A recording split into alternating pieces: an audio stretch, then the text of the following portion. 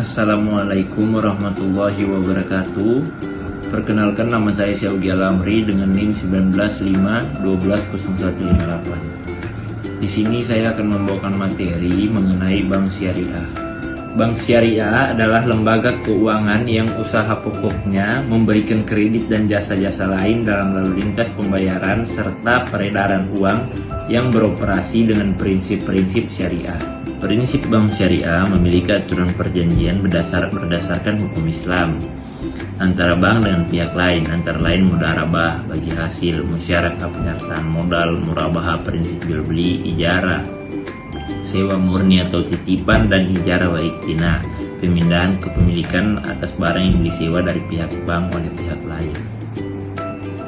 Adapun karakteristik dari bank syariah itu sendiri, yang pertama berdasarkan prinsip syariah, yang kedua implementasi prinsip ekonomi Islam dengan ciri beroperasi atas dasar bagi hasil, kegiatan usaha untuk memperoleh imbalan atas jasa, dan tidak menggunakan bunga sebagai alat untuk memperoleh pendapatan.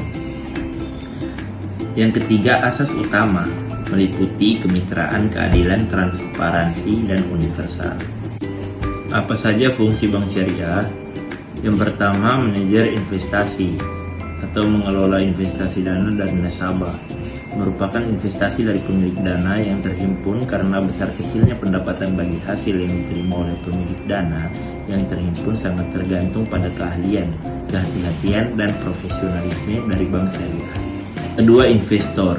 Bank syariah menginvestasikan dana yang tersimpan pada bank tersebut dengan jenis pola investasi yang sesuai dengan syariah. Yang ketiga, jasa layanan. Bank syariah memberikan layanan clearing, transfer, pembayaran gaji, dan sebagainya, seperti letter of guarantee dan wire transfer. Yang keempat, fungsi sosial. Bank syariah memberikan pelayanan sosial melalui dana kor dan sumbangan dana sesuai dengan prinsip Islam. Adapun beberapa produk bank syariah itu sendiri, yang pertama penghimpunan dana atau sumber dana, dan yang kedua penyaluran dana atau kredit. Penghimpunan dana atau sumber dana terbagi menjadi dua. Yang pertama al-wadiyah atau titipan murni, dan al-mudharabah atau penyimpanan dana dengan tujuan untuk pembiayaan. Sedangkan penyaluran dana atau kredit terbagi menjadi 5. Yang pertama jual beli, meliputi bai al-murabah, tambahan keuntungan disepakati bersama, bai as-salam, penyerahan uang terlebih dahulu, dan bai al-istisna, pembelian dengan uang muka. Adapun sewa meliputi ijarah, sewa murni atau sewa dengan penyerahan barang di akhir masa sewa atau leasing.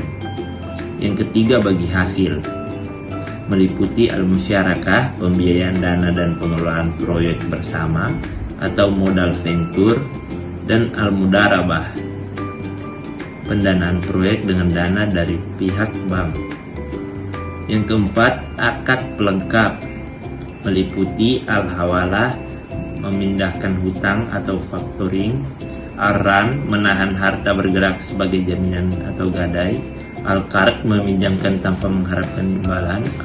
Kemudian ada peran perbankan syariah sebagai nazir atau pengelolaan dana wakaf.